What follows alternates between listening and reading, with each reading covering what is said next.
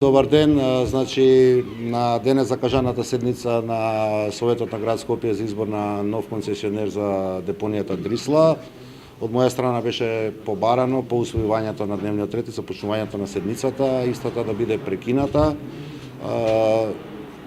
Како што веќе чувте и како што истакнав Советот, не сакам овој избор што го прави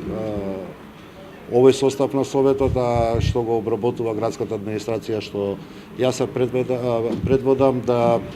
оставиме било каква можност за било каква правна дамка или правно алиби за било кој, бидејќи очекувам дека италијанскиот концесионер после одлуката за избор на Шолц за концесионер на Дрисла ќе си поведе постапка, барем ние да не му даеме со нашето поведение алиби дека таа одлука сме донеле во текот на изборна кампања и следната седница на Советот ќе биде закажана веднаш штом за тоа се создадат законски услови, односно кога ќе завршат претседателските избори. Потенцирам уште еднаш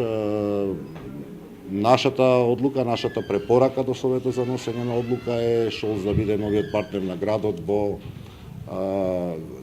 за периодот за кој што се издава концесијата. Она што